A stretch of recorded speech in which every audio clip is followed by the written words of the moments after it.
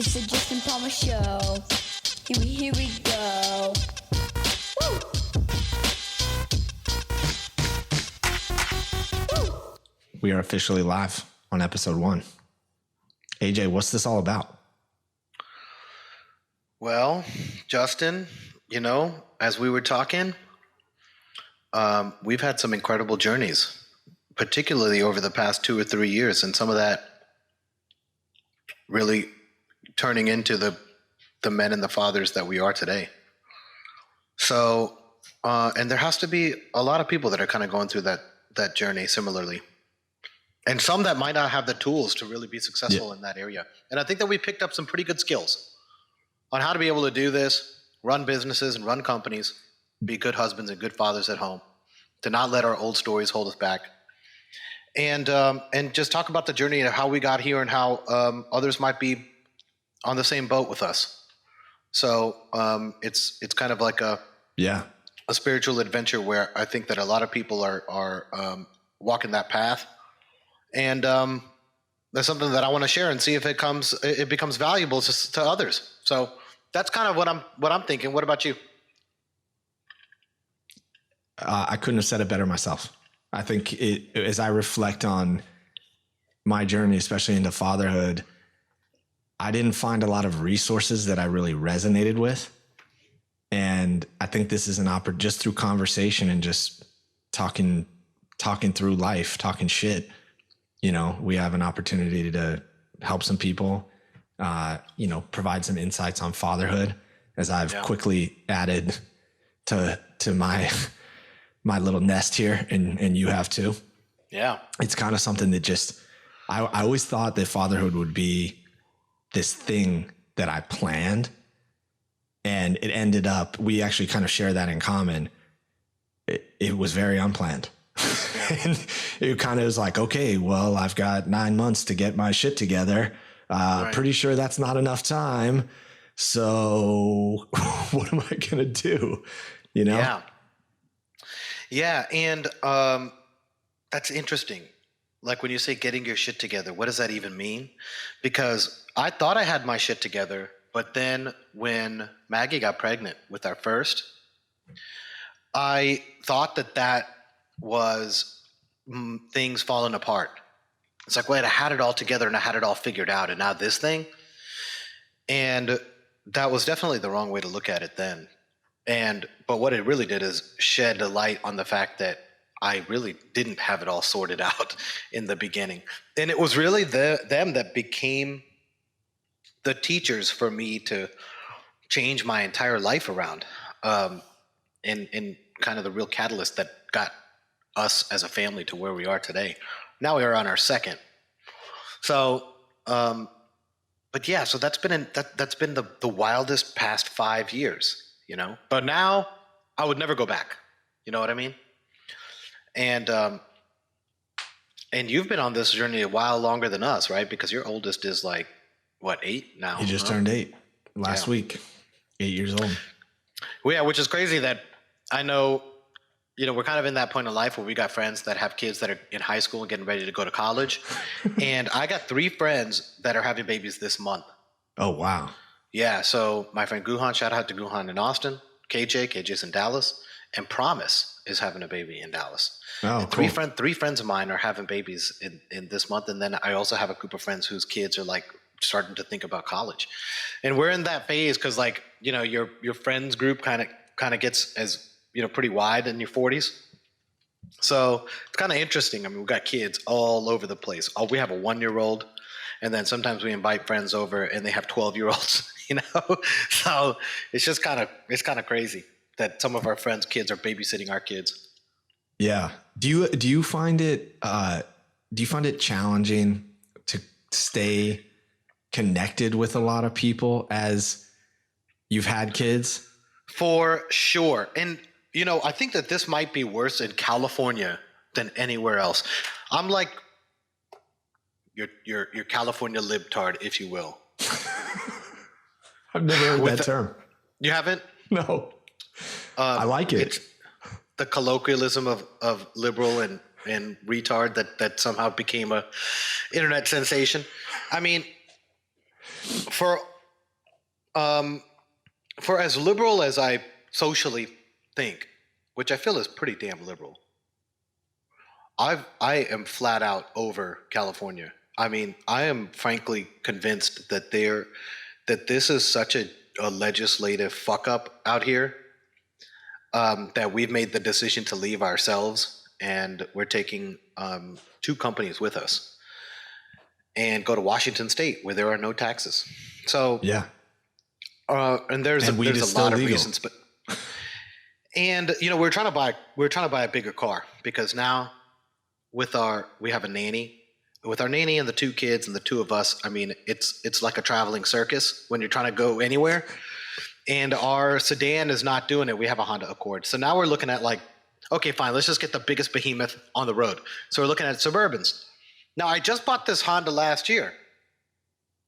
But if I were to trade it in and get a Suburban, and let's say I bought the car for 30 and I'm trading it in for 30 and I'm picking up a car that's 30, I paid taxes the first time on the Honda. And now if I'm trading it in on another car that's 30, I have to pay taxes again on that 30, which doesn't make any sense. In fact, Hawaii is one of the only other states that does it that way. If you go to any other state, you could trade the car in and you don't have to pay taxes the second time around because you already paid taxes on that money. But not in California. And so when we were arguing with the dealer about this and saying, I don't want to pay tax twice on the same money, they were just like, oh, that's just how it works. We've been doing that in California for ages. And then Maggie asked the question is that, when is enough enough, right? Like, when do you turn around and be like, okay, now I'm the idiot for just willfully paying into this tax system of which I get no benefit whatsoever. Not school, not police protection, not decreased crime, not being able to step over needles, not availability of public transport, not decreased housing cost, nothing. None of those things are functioning correctly. And then meanwhile, like a car that has a sticker price of $33,000 has a drive out price of $39,000, which are almost all taxes and fees and registration in the state of California. So it's just at some point, which is like, the people that are here are just become so accustomed to that. And that goes back to the attitude of when you were mentioning, do you find it difficult to keep in touch with people? It's not just about this, but about a lot of these other sort of California policies that I just flat out disagree with. And that makes it harder to connect with people out here. And we're finding that, you might have some surface level friends, but when it really gets down to the nuts and bolts, like you could go to Austin and have like a great group of friends in 6 months, 20 or 30 people that you consider really close friends. We've been here for 3 years and we maybe have 2 or 3 people that we consider close to us. And everybody else gives us a bunch of lip service, but then when you call them, nobody makes any effort or any interest to be concerned about anybody other than themselves, and then turns around and has this, extremely self-righteous and virtuous sense of how much they care about the public and public policy and climate control and all of this other stuff. And at the end of the day, they don't give a fuck. They care about themselves. And and I'm making massive generalizations. That's been our experience in Northern California. And I think that it's because of that, the past 2 or 3 years, largely, we put a lot of effort. And it's not like I'm, shy about moving around. I mean, I've probably moved 20 or 30 times in my life, and that this is and I know how to go to a new place and make, and make friends. It has been a real challenge out here. And as you get older, we're obviously opinionated and we become more opinionated. And I have a close friend that we just came over yesterday, and we got into this big argument about mail-in ballots. And I was saying that, I think mail-in ballots are a big source of fraud. And she was like, are you kidding? Don't be stupid. There's blah, blah, blah. And all she's hearing is the media narrative of how I think Trump is saying that it's a problem. And I'm supposed to be California and just basically flat reject every single thing that Trump says. But I'm like, I don't really need to see the data on this. This is kind of common sense to me that if mail-in ballot, there's a lag time. If mail-in ballots go out and I drop dead, the ballot's going to come in the mail still, right? You know, because there's no way for those systems to interact in real time.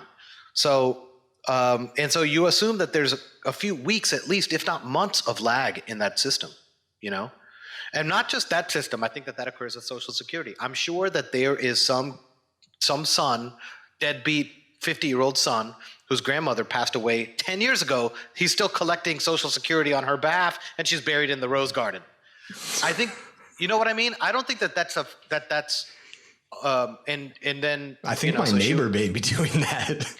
Yeah, so she's like, well, how big is this problem? And, you're probably talking about just such a tiny... I was like, it doesn't have to be big to make a big impact. That's the whole basis of the Electoral College. Yeah, maybe it's a few 100,000 people, but if those few 100,000 people are in the right state, that matters. So, and that's just common sense to me, but I think that it is the natural... That's just me trying to be a critical thinker. But I think that it comes with the resistance in California, which is to naturally reject critical thinking because I need to maintain the political ideology of what being in California is all about, which is basically fuck Trump and like that's the most important thing, and then everything else comes secondary to that. Right. Which I think that's a pretty lowbrow way of looking at it. For sure. So yeah, so I mean. So we've because of that, and I'm sure a number of other reasons, yeah, it's gotten harder to keep and maintain relationships of any quality. And I'm not sure that has a lot to do with the kids. It has a lot more to do with us, and us starting to become very comfortable with the way that we think and believe how things are and should be, and other people too, and that those are in some cases difficult areas to compromise in order to build a friendship, you know? And it's a lot easier to give up rather than to make the effort, you know? Yeah. Well, I also think there's some natural, I mean, what you described in terms of managing relationships, like I have close friends in Manhattan that we lived in any other city. The distance, we literally lived less than 2 miles apart, which is like in any city around the country, that's probably 10 to 15 minutes. In Manhattan, it's like 45 minutes.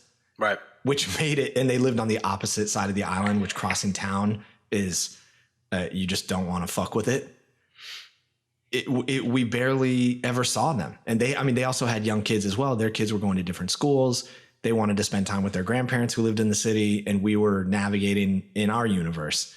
And they're very close friends. And it was so challenging. I mean, whenever we see them, it's like it's like we saw each other yesterday. It just feels like it was harder. Manhattan in a lot of ways is very similar, where the relationships that I felt kind of exist in a large way are on a transactional level. And I felt that is not an appropriate place to raise my children. And teaching them to just like, what can you get out of this relationship is just, it was unsavory for me. Right. And I felt that, and it was interesting because like I think on the first episode of the JPS, Johannes, my friend who still lives in Manhattan, he's young and he's from Ethiopia. He's like 22 or something. And he was like, yeah, the US just doesn't have this community aspect. And I think in big cities, he's right. It's like everybody just we've kind of outsourced every component of our life except for work, where you go drop your kids off at school and there's a 5-minute interaction with other parents and that's it. Right. We would make the effort to go have like dinner with a couple, but I was telling my wife, I'm like, look, I can't even keep up with my real friends. I don't need to add any more other people into my life. And it's not on them. I just didn't want to continually introduce new people and put that energy out there. when I felt like my time was limited and I wanted to connect with you, right? I wanted to connect with Cyril. I wanted to connect with people that I haven't seen that much. Yeah. Yeah. Basic respect and courtesy is at an all-time low from our experience in California, all the way to like when I'm trying to cross the street with my daughter and we're like in the crosswalk and it turns green and like people are hanging out their window to like get off the fucking road. Like that's a real thing. And that's happened multiple times. Like, where are you trying to go? Are you this important? Yeah.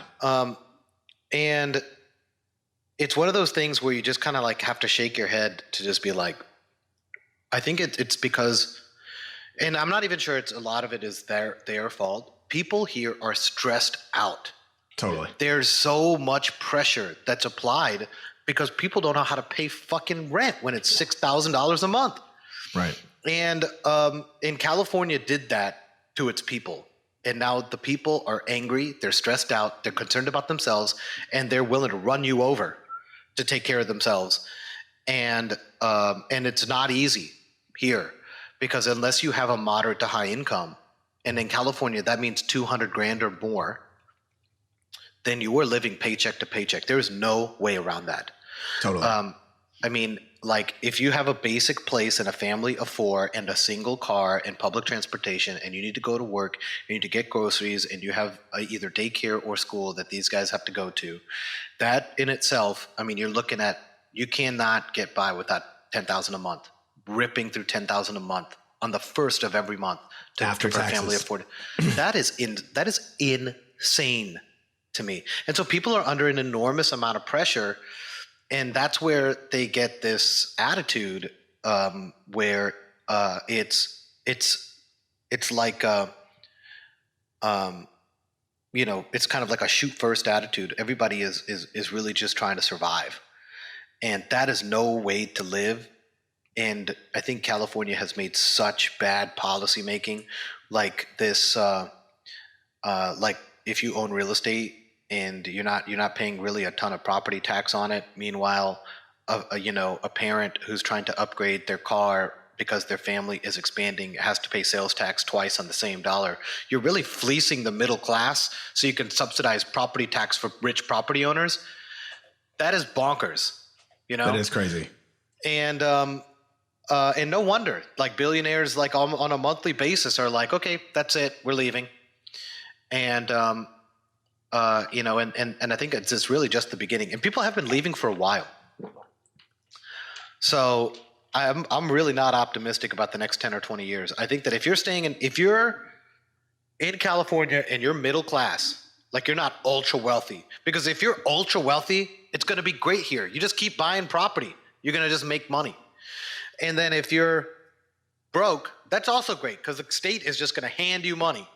If you're middle class and you're staying in California and you have any way to get out, you're frankly, I think you've just got to have to couple the screws loose, because nobody would do this to themselves voluntarily, is stay middle class and let the state just essentially just take money from you and create entitlements from it and subsidization for the rich, while basically compressing your ability to create wealth and take care of your family. And if you're middle class and just putting up with this in California, there is no excuse. You should pack up your shit and leave.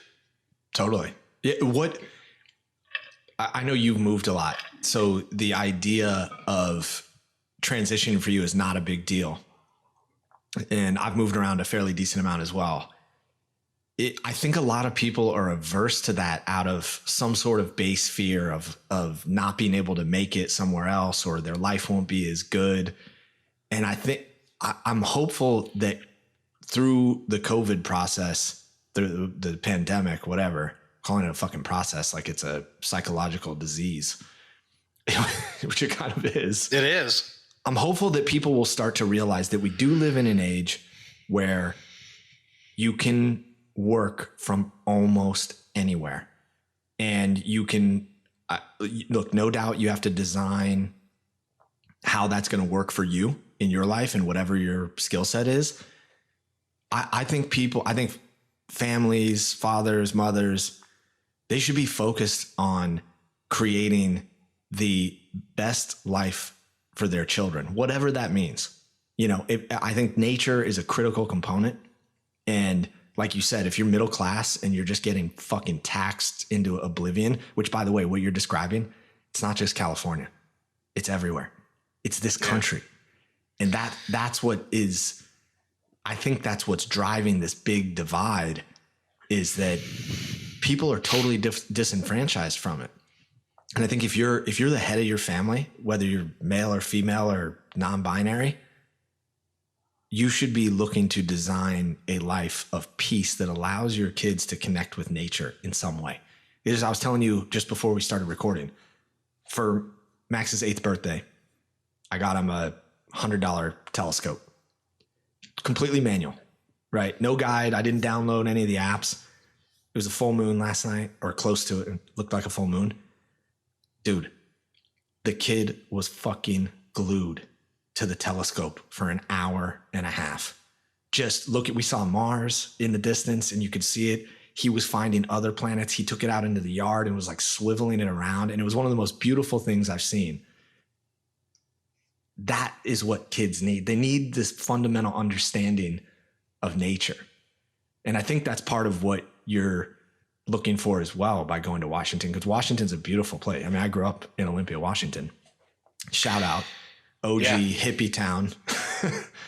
Yeah, we are looking to get outside more, and more generally speaking, we just want to downsize more, because city life gets you into the mode of thinking about stuff and having stuff and getting more stuff, and I think, there's no point to because eventually you're just going to either lose everything, it's going to transition on, or you're going to get taxed to where you don't have anything.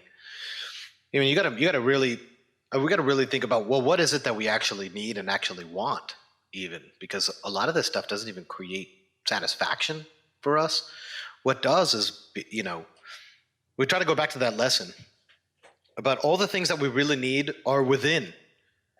And we have each other, and so we can pick up and go anywhere.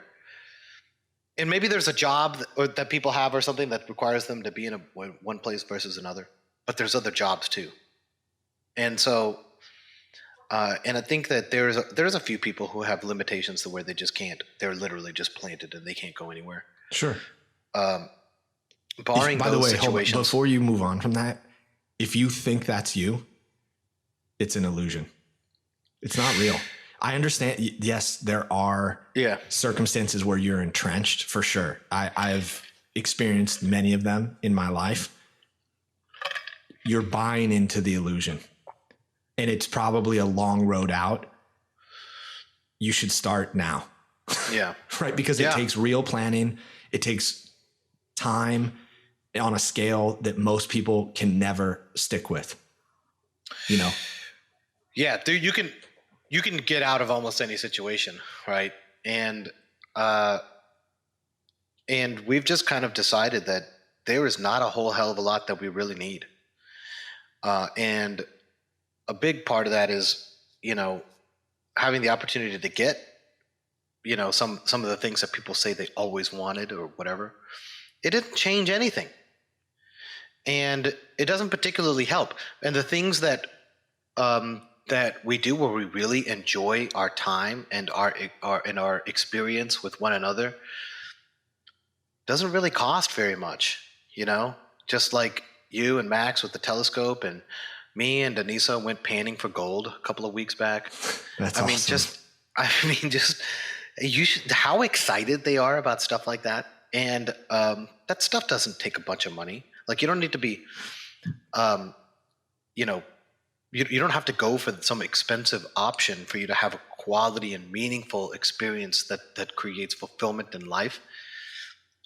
Because a lot of those things are just available to do for anybody. And so we started to think on that level more than anything else. And if you get out of the idea of getting stuff and working because I got to pay rent, and just, okay, how far can we really downsize, and how small can we get our requirements and our needs, and focus on what it is that really makes us happy, which is the time that we spend with one another, the experiences that we can have in the, seeing the world around us. And and that to me is a more wholesome way, and at least, kind of the set of decisions we're trying to move towards. So and what does that mean? What does that mean for you in terms of what you really need? Are you talking financially?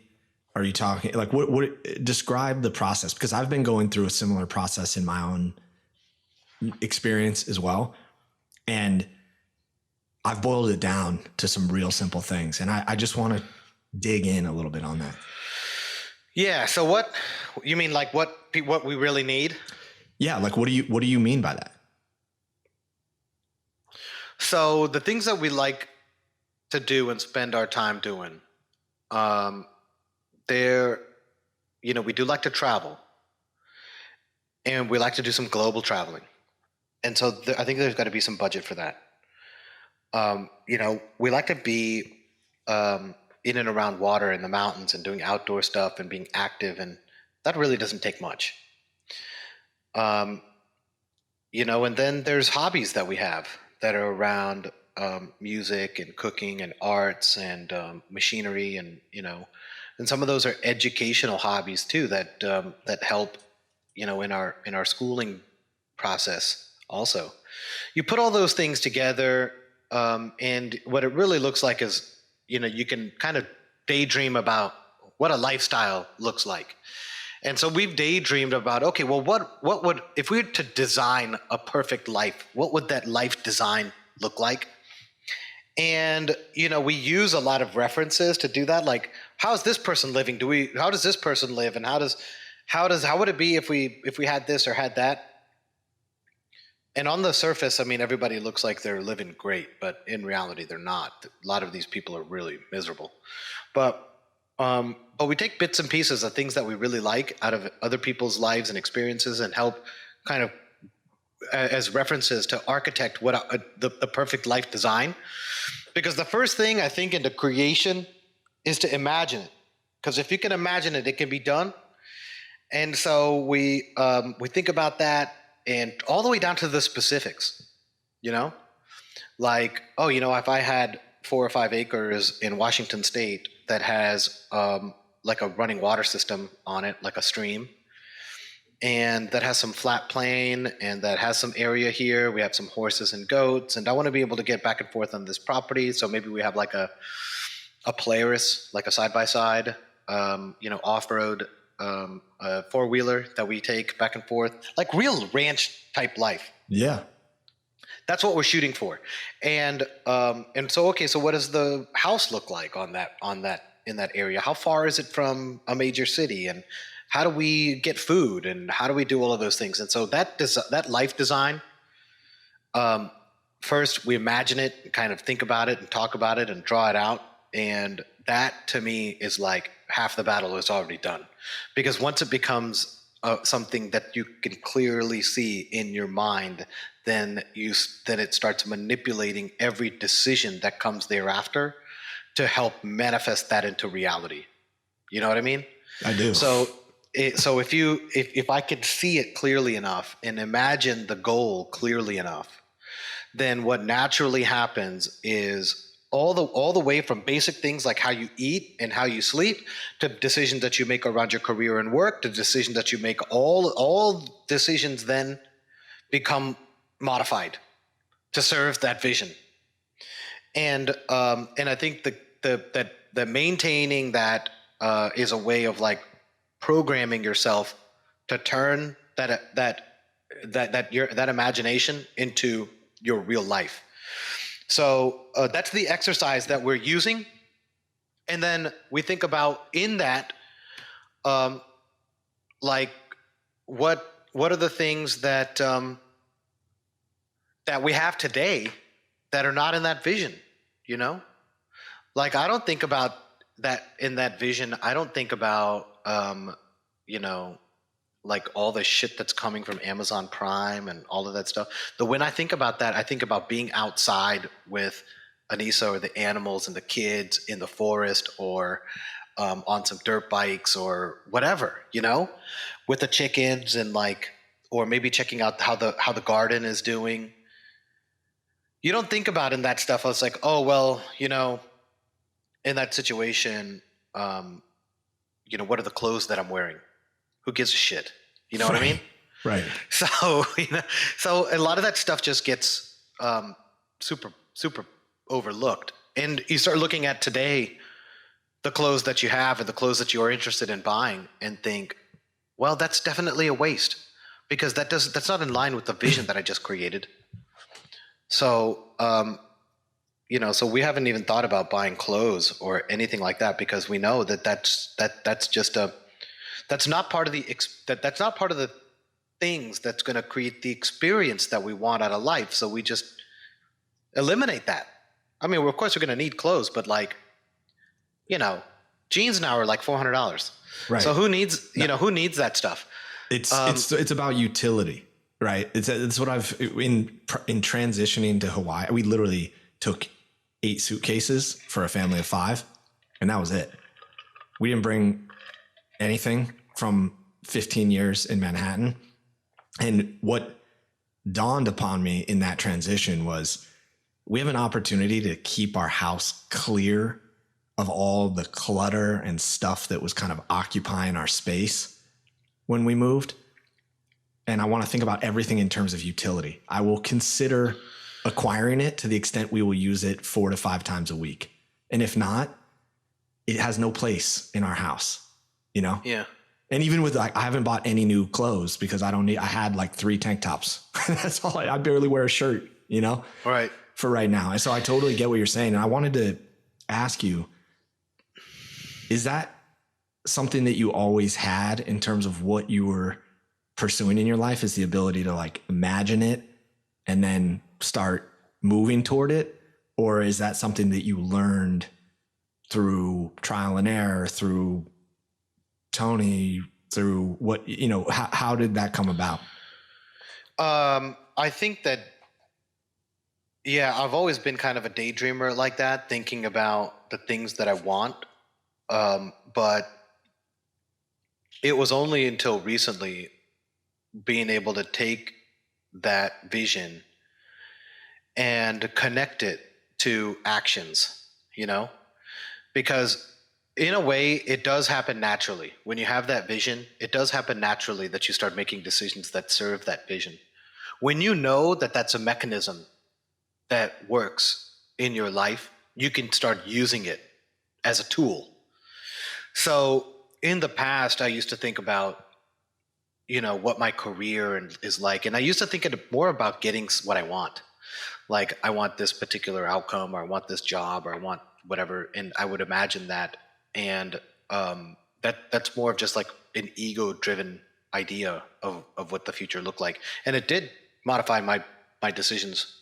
But to be able to use it now purposefully and meaningfully, and because in the past you daydream about that stuff because your ego is in control and you're not really able to shape the future that you really want.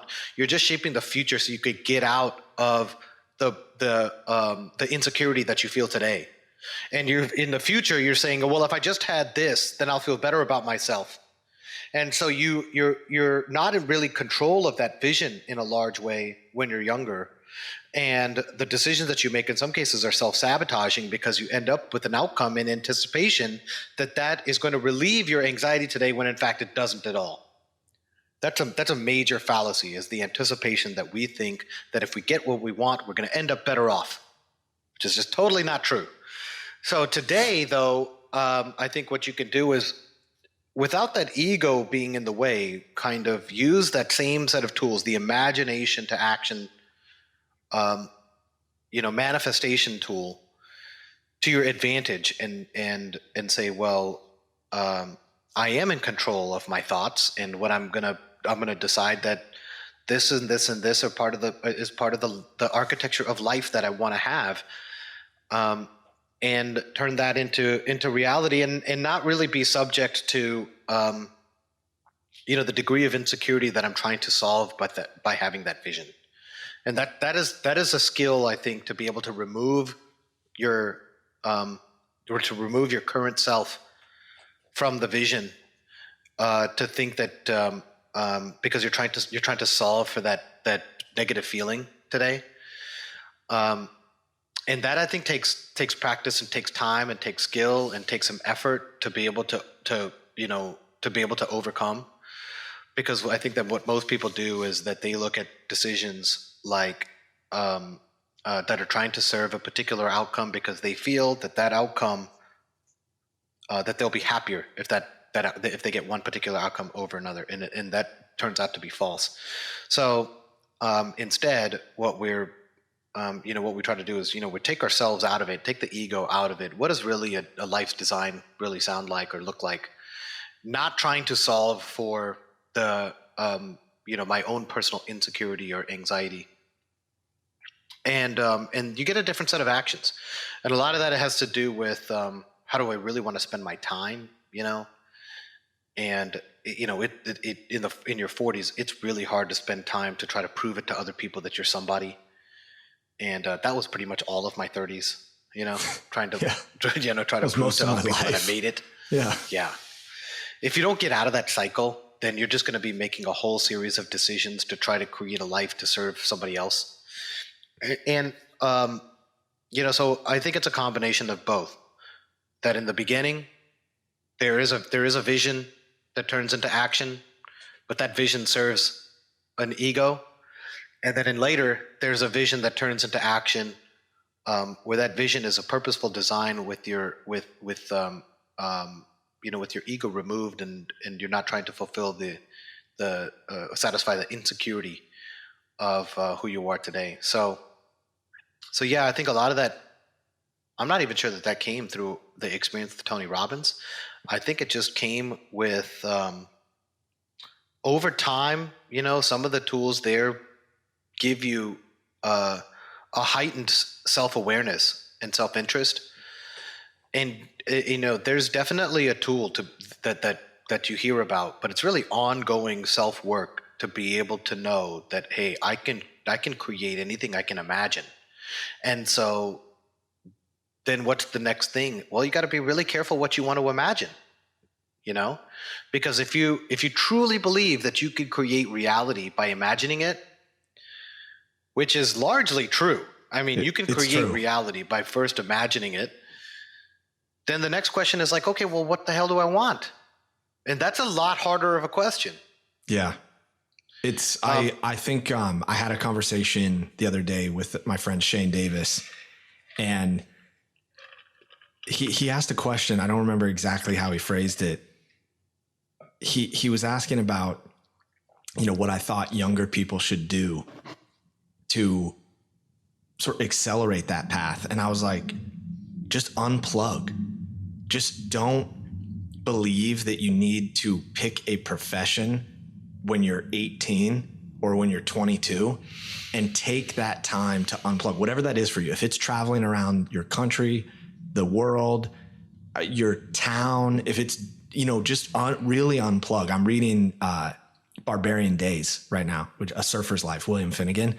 And it's so apparent to me, this was like in the 60s and early 70s. It's so apparent that you really need that space as a human, and I think a lot of us put pressure on our children to become something, and it creates this element of them not ever being able to process being present. They are naturally, because they're children. They have the universe within them, but they're never able to process being present because you keep them focused on the next thing. And even school is designed that way. And I think what you're talking about is pulling back, unplugging, letting them experience the now, and helping them understand that you can create any of that. And that's what I'm very focused. Like what you just said, I resonate with every word, because I've experienced all of that. And since I was very young, I've always had that power within me to vision something. And then, like you said, I like the way you put it. It's like, then every decision is impacted by that vision. And it's true. I've experienced that my whole life, and every person has that within them. Every person comes to that realization at some level of consciousness. And I think it's extremely important for people to start to tap into that more, especially as like media, social media just is absorbing. I think a lot of people are being absorbed by the media right now. They're spending we're coming off of a dangerous era. Yeah. We are coming off of the dangerous era of the 80s and 90s kids, where that your social value is based on what you do and what you have.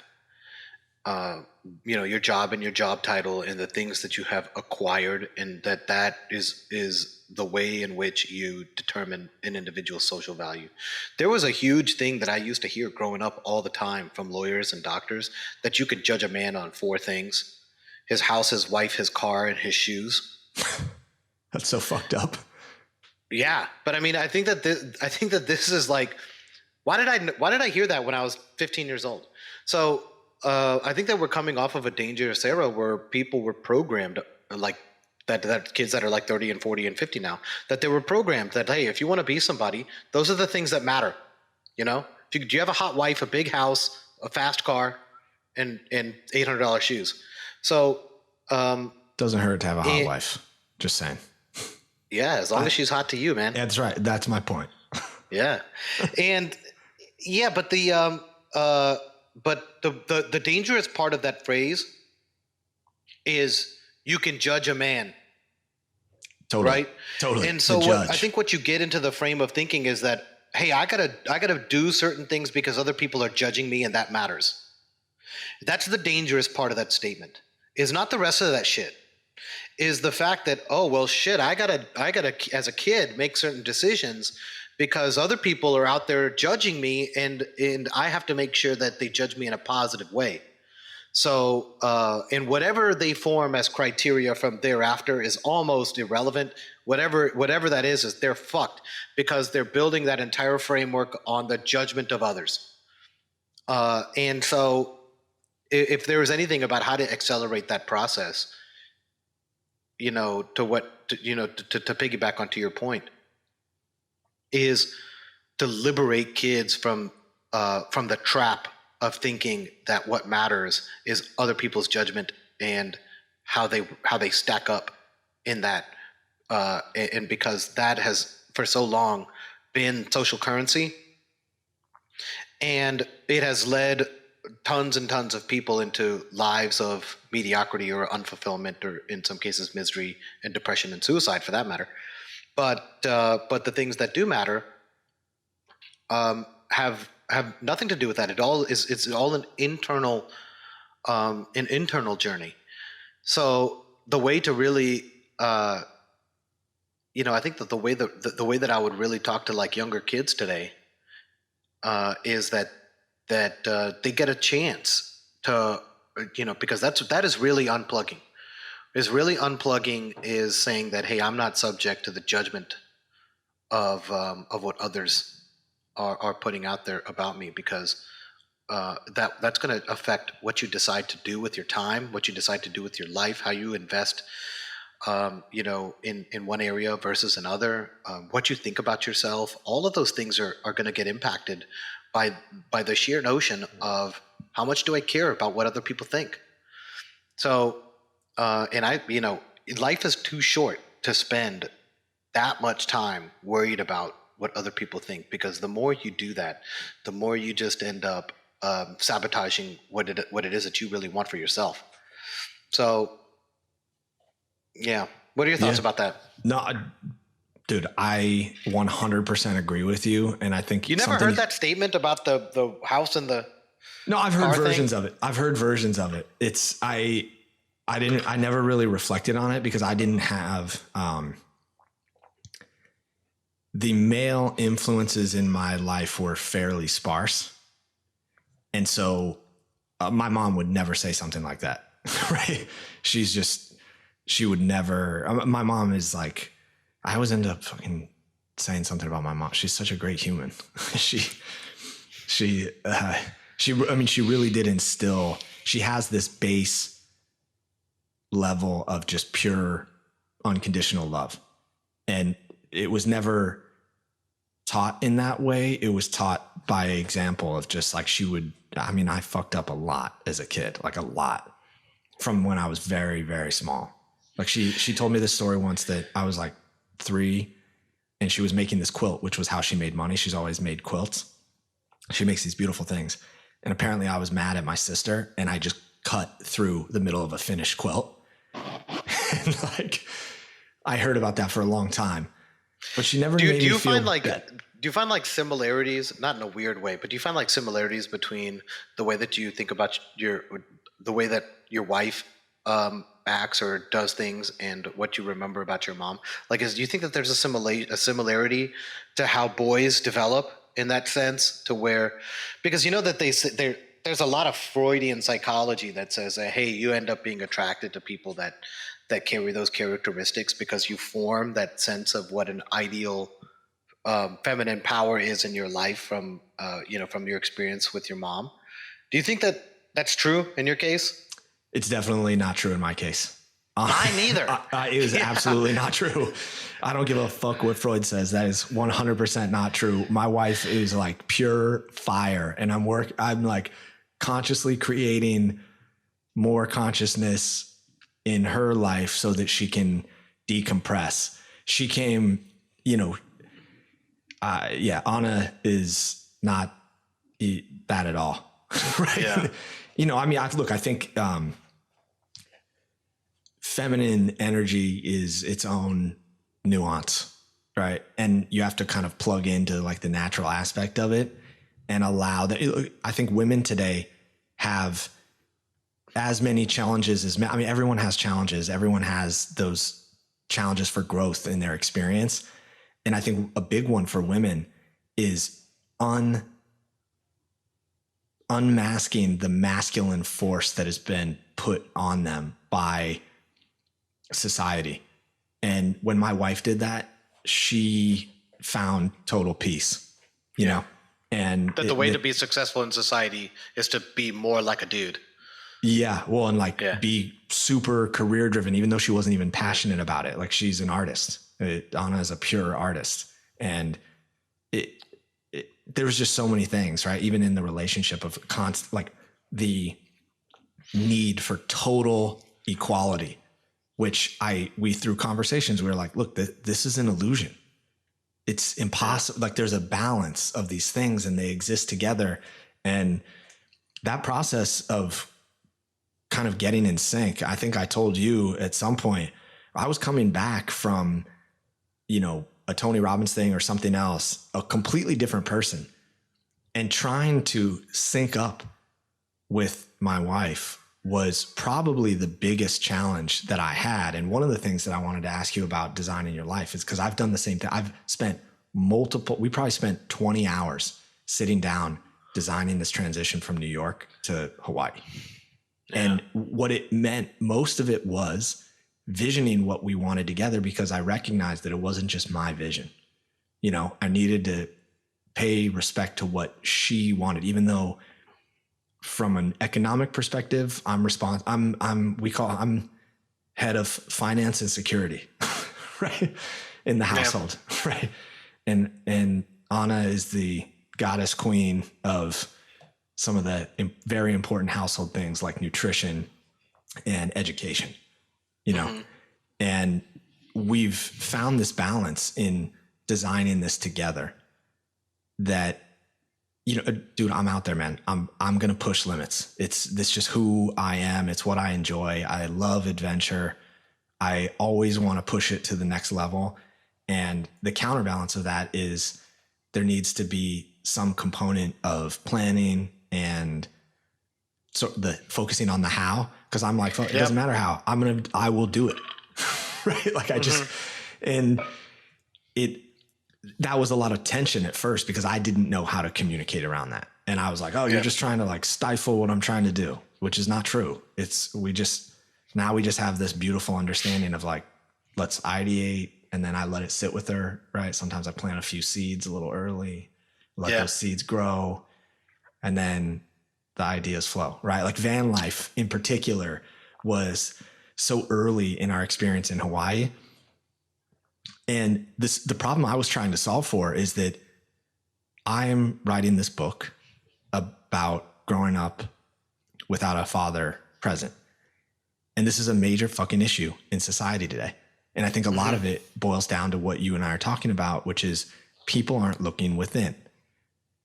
So in order to do that, I need to my standard, I need to be able to promote this book to the best of my abilities. And there's also a huge giving component in partnership with the Covenant House, which is like the largest homeless youth shelter in the country. And that's a concentration of kids that grew up without present parents. And I want to experience what it's like to give 100% to those kids by talking with them, sharing the book, sharing the audiobook, whatever I think will help, without any expectation. I just want to give that, right? I want to give it my all. There's something within me that says that's the right thing to do. And I also want to be present with my family. I don't want to go on the road the way that I did running the real estate business, where I'm flying across the country every 5 days, because that's just not tenable. I'm missing too much. And when you brought up the overland expedition vehicle, I was like, oh shit, I can do both of these things, right? And I started planning it, and Anna was freaking out. She's like, we just got here, we're in paradise, and you want to leave? And I was like, look, I 100% get that. And I needed to slow it down and just break it down for her that here's my thought process. I want to be fully present as a father. I want our kids to experience adventure every day. I want to be able to give them the education of presence and experience that you can't get when you outsource that. You know? Yeah. And we had a similar conversation, about how do we create a life where we're all together. And that's one of the reasons why we built a company to where me and my wife are running it together, is because when I talked about, if I'm working and you're working and we're doing different jobs, then, all that does is it creates in your marriage, 2/3 of the time in your marriage, you're not together. And then you're sleeping at home together, and then you have a couple of hours at the end of every day together, and that's it. And then in some cases, you might even miss a week or two out of the month. So then it's like, and that's the same with the family. So how do you put that all together? And that was a big driving factor for why we decided to start our company. But we had a similar conversation because we moved around a lot. I had my house and she had her house. Then I moved into her house. We sold my house. Then we moved out of that house into an apartment, moved from there to California. And in California, now we're on our third place. And now we're thinking about going to Washington. And who knows if we end up in a rental before we buy in Washington, or what that looks like. And because of this, each time Maggie is a nester, so she kind of gets into this like, let's park here for a while. Same kind of thing as Anna. We just got here. Let's sit here for a while and figure it out. And now she's kind of in the mode of, I'm not sure that who we are as people are people that will ever stay in one place for very long. And it is kind of coming to the acceptance of that then reduces the fear of having to pick up and move, because at any time we can just say, okay, well, is this shit over now? And is it time to pack our shit up and go? And there's no anxiety because you've just kind of accepted the fact that who you are as an individual is the kind of person that doesn't stay somewhere for very long. And that's okay. It's okay to do that because it just provides a different type of life and a different type of lifestyle. And we get a lot of haters that are like, well, what are the kids going to do when they're growing up? They need to be in a school system and blah, blah, blah, blah, blah. And I'm like, but do they though? There are plenty of kids that move around that are well-adjusted all the time because what they need is not there, right? What they need is within. That's right. And if they have the right tools and the right systems, then they can still make friends and have community and have a sense of all of that and be on the road. And so how do you like, what are the tools that you need to create that kind of lifestyle? And I think a home base is important. That's why we're thinking about some land up in Washington, because you can always end up going there if you need to, or want to park for a few months or whatever. But then how, if you know that you're going to be moving around and you're not the kind of person that stays put and the whole family is on board, then how do you design that? And the best way to design that is like, look, they just make houses now that you can fucking take with you and drag around. And so we started shopping for those things. And I think we kind of settled in on what we're going to get. Now What we're is kind it? of at the point. Well, we think that our maximum time on the road is probably going to be less than 30 days. So that makes a big impact. Because I don't think that we're going to be, I think we'll probably be on the road maybe, a few months out of the year, but no more than 30 days at a time. So that was an important consideration. If you're going to be on the road months at a time, I think you need to have either some big ass space, or you need to break that up with, with some stays and some Airbnbs or whatever, so you can have, you can have all of that stuff, because your pull behind unit is going to have to get refreshed every once in a while. For sure. And so we're thinking of, and in some of that stuff, you can go RV park hopping, from park to park, but is that really doing it? So, I mean, we're thinking about, in some cases, campsites or parking in places where there is nothing, like there's no hookups and all that shit, and power. Like I'm talking about, when you're talking about being out there in nature and being really out there, I'm talking about being out there. Oh yeah.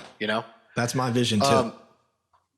Yeah, and in that you need to have some pretty specific equipment.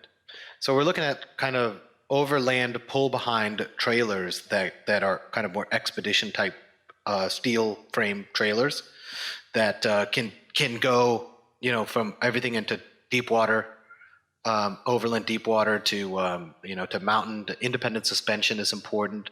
Articulating hitches. I mean, you can really take these places, take these into some interesting places.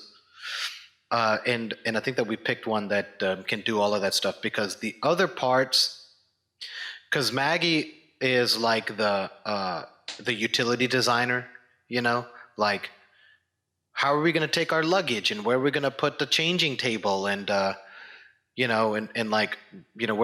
where's the flower vase going to go, stuff like that, which is important, because that's what turns a structure into a home. And then I'm like the practical guy, which is like, okay, what, you bake in cost of insurance, and you bake in gas mileage. If you talk about like a RV, that's a 30-foot RV, or a 36-foot RV that you're driving and you're going from state to state, those things get like 4 miles per gallon. That's crazy. So, you know what I mean? And so if we're going from here to the Dakotas, you're going to put $200 of gas in the thing every day, or $150 of gas at $5 a gallon on diesel. You're going to be ripping through fuel. And that's if nothing in the trailer itself breaks. One flat tire or one service event, or you get a water leak. I mean, you're talking about, those things are more expensive than buying a house at the same price. There's no doubt about it. Plus the insurance cost. I don't even want to get into what that stuff runs. Now, a moderate tow behind doesn't have any of those costs. So especially these ones that are built on steel boxes that are basically indestructible. So that's kind of where our head is at, because it serves our 30-day, 2-week, 3-week kind of expedition mindset, hugely inexpensive in cost. And I think that a pop-up or a tow-behind expedition camper doesn't put that much drag on the tow vehicle. Mm-hmm. So you can still get, between 12 and 17 miles per gallon on a gas truck. That's pretty good. Yeah, it's pretty good. So you're going to tow it with the Suburban? What's that? You're going to tow it with the Suburban? Is that what you're thinking? We're going to tow it with our non-existent Suburban. But, we have a plan to solve that too. So one step at a time, Suburban first, then trailer, then land, place that we can park all of this stuff. All that stuff is happening in the next 12 months. That's when we can finally create this kind of lifestyle, take the kids with us, be on the road, have this adventure, continue to educate them, and run our business on the road as well. Dude, so That's incredible, man. I actually think we're coming up on an hour, literally in 15 seconds. And we committed to try to keep this under an hour. I think that's a great place to wrap up. Cool. Yeah. Sounds good. Looking forward to chatting with you again next week. We should catch up on the debates because that happened yesterday. And I'll probably have watched it by then, but that'll make for some good entertainment because Same. I'm interested to hear your thoughts since you've been, we've had like a diametric political views that have kind of slowly merged over the years. And so it's going to be interesting to hear your thoughts on the debate and how that's, and what that was all about. Cause I'll probably watch it later here today. Yeah. I'm going to watch it over the next few days. I would love to talk about that. Yeah. I'm really excited for this. I love this time. And I think everything we just talked about we